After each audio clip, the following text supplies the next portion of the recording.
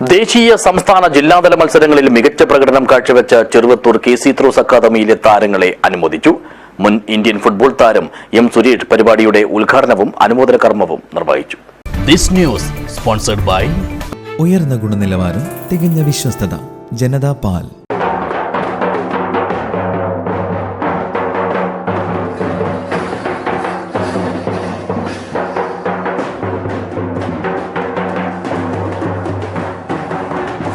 Cheruvathur K C. ത്രോക്ക് കീഴിൽ പരിശീലനം നേടി വിവിധ കായിക മത്സരങ്ങളിൽ സ്വർണം ഉൾപ്പെടെ മെഡലുകൾ വാരിക്കൂട്ടിയ താരങ്ങളെയാണ് അനുമോദിച്ചത്.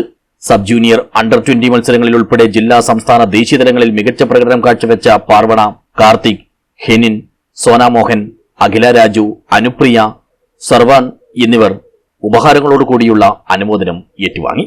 മുഖ്യ പരിശീലകൻ കെ.സി. ഗിരീഷ്, സഹപരിശീലകരായ കിഷോർ, സുനിൽകുമാർ, വിജയകൃഷ്ണൻ എന്നിവരെ പൊന്നാടിയണിയിച്ചും ആദരിച്ചു. Indian football team captain M. Suresh പരിപാടിയുടെ ഉദ്ഘാടനവും അനുമോദന കർമ്മവും നിർവഹിച്ചു. ഏത് മേഖലയിലായാലും സ്പോർട്സിൽ നമ്മൾ കഷ്ടപ്പെടേണ്ട ഒരു സ്ഥലത്തും എത്താൻ പറ്റില്ല. നമ്മളെ കഷ്ടപ്പാട്, ഹാർഡ് വർക്കും നമ്മുടെ ഡിസിപ്ലിൻ, നമ്മളെ ഇത്രയും സ്വപ്നങ്ങൾ.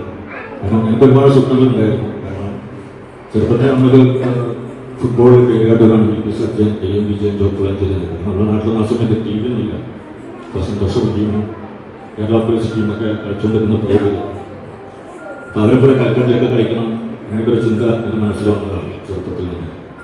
കാരണം അവരെപ്പോഴും കളിക്കാൻ പറ്റിയിട്ടില്ലെങ്കിലും ഒരു 20 വയസ്സിൽ അവരുടെ കൂടെ ഇന്ത്യൻ ടീമിനെ തീർച്ചയായിട്ട് ദേശീയ ഗാനത്തിന് വേണ്ടി ഗ്രൗണ്ടിൽ നിൽക്കുന്നുണ്ടായ അനുഭവം ഒരിക്കലും മറക്കാൻ പറ്റില്ല.